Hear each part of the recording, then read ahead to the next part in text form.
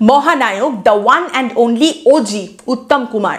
এবার উত্তম কুমার এই যে মহানায়ক ছিলেন শুধু কি অভিনয়ের জন্য, আসলে মানুষটাও ছিলেন একেবারে লার্জার দ্যান লাইফ। আর এমন সমস্ত কাণ্ড কারখানা মাঝখানে ঘটাতেন যে আপনি সেই কথাগুলো শুনে মানুষটাকে ভালো না বেশে থাকতেই পারবেন না, কিন্তু এসব কাজগুলো করে তিনি আসলে বড়াই করে চারিদিকে বলে বেড়াতেন না। এই যেমন দেখুন, একটা ঘটনার কথা জানা যায় যে যদুবংশ ছবির শুটিং চলছে, উত্তম কুমার সেখানে শুটিংয়ে পৌঁছে গেছেন। এবার সেই সময় কাঠের পাটাতনের উপরে লাইটম্যানরা বসে থাকতেন। পরিচালক যখন যে লোকেশনের লাইটটাকে অন করতে বলবেন সেই লাইটম্যান সেই লাইটটা অন করবেন, অফ করতে বললে অফ করবেন। তো শুটিং হবে, উত্তম কুমার শুটিং ফ্লোরে গিয়ে দাঁড়িয়েছেন। পরিচালক বললেন অল লাইটস, মানে যতগুলো লাইট আছে প্রত্যেকটা অন হয়ে যাবে। উত্তম কুমার শুটিং ফ্লোরে দাঁড়িয়ে বুঝতে পারলেন যে একটা কোণা থেকে তার গায়ের ওপরে লাইট এসে পড়ছে না, অর্থাৎ সেই কোণায় যে লাইটম্যান রয়েছেন অল লাইটস বলার পরেও তিনি কিন্তু লাইটটা অন করেননি।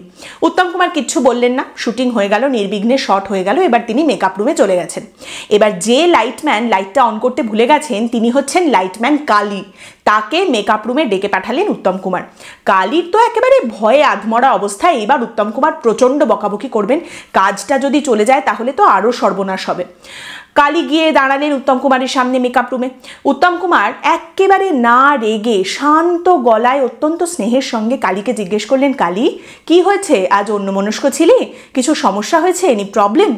এই একটা প্রশ্ন শুনে কালী একেবারে হাউ হাউ করে কান্নায় ভেঙে পড়লো। এবং কালী তখন উত্তম কুমারকে বললেন যে আসলে দাদা, মেয়েটার বিয়ে ঠিক হয়েছে, কিছুতেই টাকা জোগাড় করে উঠতে পারছি না, সেই কারণে একটু চিন্তায়, মানে আর হবে না, আর কোনোদিন এরকম কোনো ভুল হবে না। উত্তম কুমার একটাও কথা বললেন না। শুটিং হয়ে গেল, প্যাক আপ হয়ে গেল, তিনি বাড়ি চলে গেছেন। পরের দিন সকালবেলা যদুবংশ ছবির পরিচালক পার্থপ্রতিম চৌধুরীর সহকারী বিমল দে ওই লাইটম্যান কালীকে নিয়ে উপস্থিত উত্তম কুমারের বাড়িতে। উত্তম কুমারই আসতে বলেছেন। ঠিক আছে, তারা দুজনে এসেছেন। এবার উত্তম কুমার বাড়ি থেকে বেরিয়ে দুজনকেই গাড়িতে তুলে নিলেন। গাড়ি এগোচ্ছে, উত্তম কুমার একটা খাম বের করে কালীর হাতে দিয়ে বললেন, এই খামটা রাখ। খামটার মধ্যে ছিল 1000 টাকা। আর একটা কথাও উত্তম কুমার বলেননি, শুধু বলেছিলেন এই খামটা রাখ, ব্যাস এইটুকুই। এইভাবেই সবাইকে জয় করে রেখেছিলেন মহানায়ক।